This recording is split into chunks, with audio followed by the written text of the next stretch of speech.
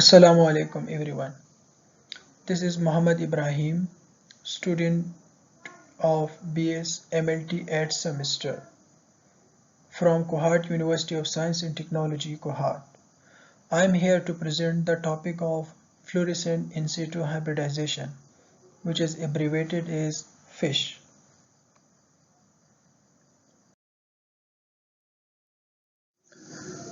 Outline of this topic is what is FISH, how does FISH work, what is FISH used for, how many types of probes we used in this cytogenetic technique.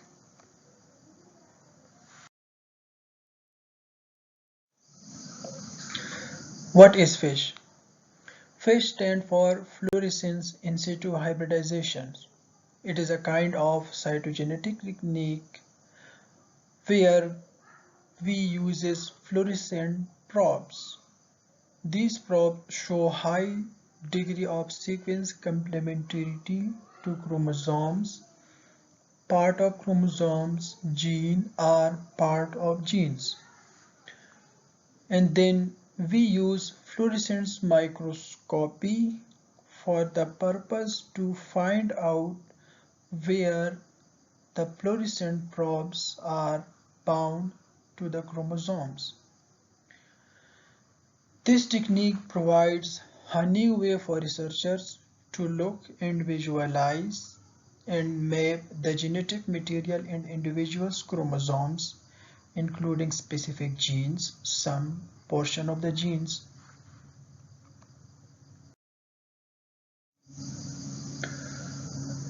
FISH is an important tool for understanding various chromosomal abnormalities and other genetic mutations.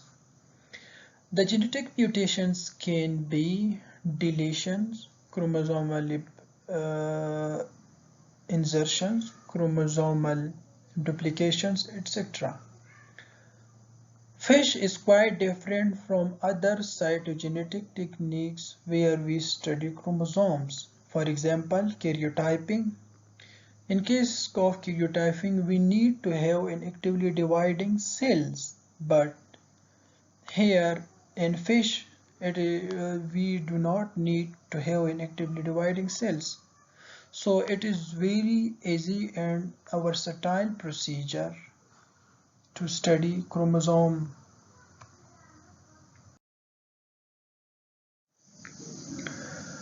How does this technique works? As we have mentioned in the previous slides, it is a useful tool for researchers to identify where certain genes are located in the chromosomes. So following are the different steps that is followed by using FISH technique. First of all, we need to make a probe which is complementary to the known sequences in a gene or chromosomes. When we making the probe, we need to label it with a fluorescent markers, that is fluoresceins, by incorporating a nucleotides which having the markers attached to them. Remember it, probe is quite similar to the primers that we used in PCR, but in PCR primers are not labeled with any fluorescent markers. But here in the FISH technique, we labeled the short sequence of nucleotide with fluorescent markers and then termed it as fluorescent probe. In the next step, we put the chromosomes on a microscopic slide against which we have make our probe and then denature them. The chromosomes that we fixed on a slide should be denatured because in case of humans the chromosomes are double-stranded, so for hybridization we need to denature them or simply we need to convert them into single strands. In the other step, if we have double-stranded probes, we need to denature the probes as well and add these probes to a microscopic slides on which we have already fixed our chromosomes. Then we allow the probes to hybridize to its complementary sites. This step usually takes 13 minutes. After the hybridization step, we wash off the excess probes and observe the chromosomes under a fluorescent microscope. If we do not wash the excess probes, we will have fluorescent signals which shows false signals. So we need to wash off the excess probes, and those probes that have hybridized to its complementary sequences will not be washed off in this technique. So the excess probes will be washed out. And then the probe that have hybridized to its complementary site will show as one or more fluorescent signals in the microscope, depending on how many sites it can hybridize to. In the upcoming slide, we will discuss that we can use various probes that is labeled with various fluorescent markers in a single FISH technique.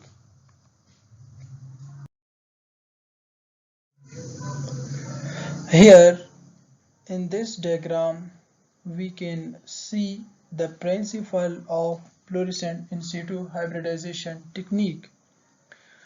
First of all, we need to have a fluorescently labeled DNA probe. These are the short strands of nucleotides which is labeled with the fluorescent markers. And then we need to have a target DNA against we have designed our probes. In the next step, we need to denature the double-stranded DNA or probe, and then we need to hybridize or allow the fluorescently labeled probe to bind to its complementary sequence in the chromosomes. In the last step, we visualize the slide under a microscopic slide to look for any probe signals.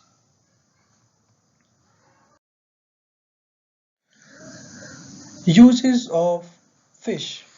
We can use fluorescent in situ hybridization in diagnostic application as well as in the research level.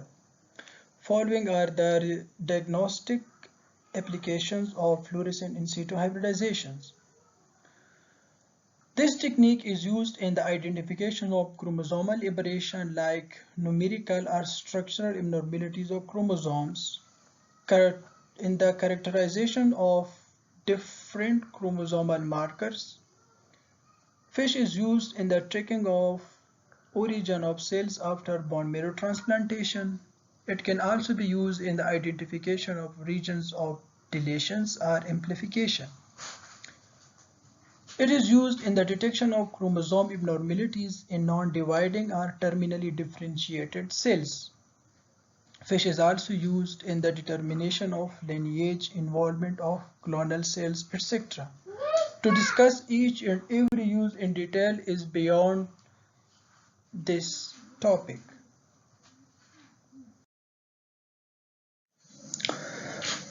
FISH uses or application in the research is quite vast, like it can be used in the identification of non-random chromosome rearrangements.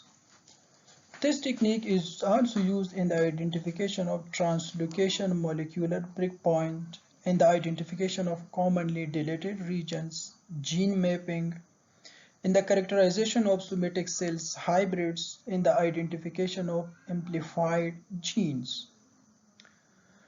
To study the mechanism of rearrangements, we need to use the FISH.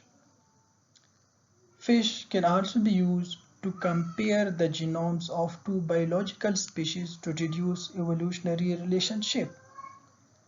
We will see the example of last type of FISH use in the coming slide. Here in this diagram, it is a micrograph, which means a picture taken in a microscope. So it is a fluorescently microscopic image.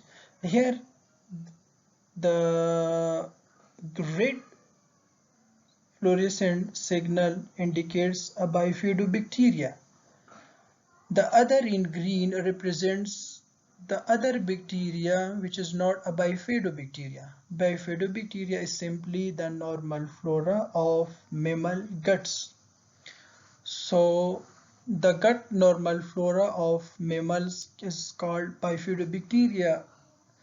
So this picture just simply represent the fish image of two bacteria which against which two different fluorescent dyes are used.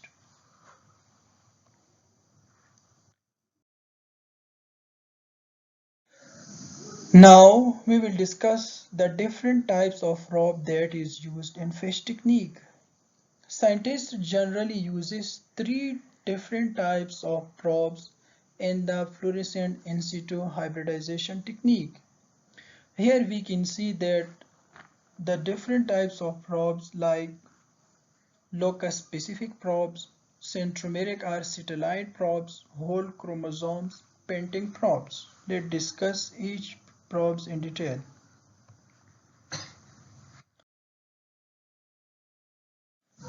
Locus-specific probes, as clear from its name, are those probes which binds to a particular region on chromosomes. Here in this picture we can see that probes are attached to specific regions on a chromosomes.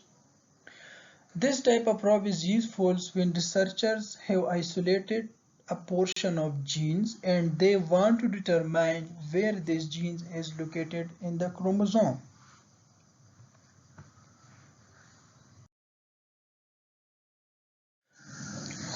The second type of probe that we used in FISH technique is alphoid or centromeric repeat. Usually these are generated from repetitive sequences which is found in the middle of each chromosome.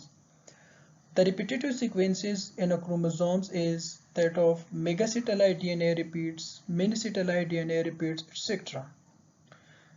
Researcher uses these probes to determine whether an individual has the correct number of chromosomes or not. Here we can see in this image that probes are illustrated in the centromeric regions of a chromosomes. These probes in combination with locus-specific probes can be used to determine whether an individual has missing a genetic material from a particular chromosomes or not.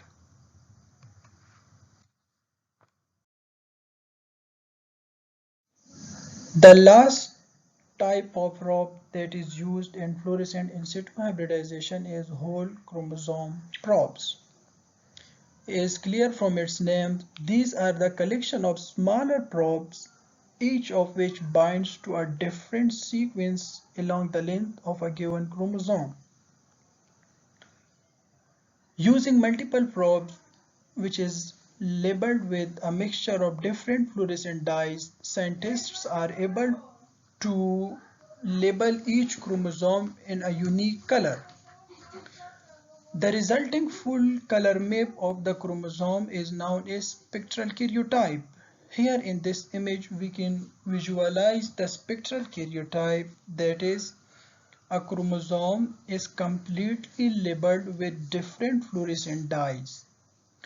So with the help of whole chromosome probes, scientists are able to examine chromosomal abnormalities. For example, they are able to locate a piece of chromosome that is attached to another chromosomes, etc.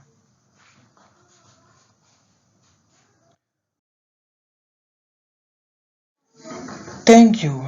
This was my topic. So if you have any questions, you can email me by this address or you can simply ask me in the comment sections. I will please to respond you. Thank you. Allah Hafiz.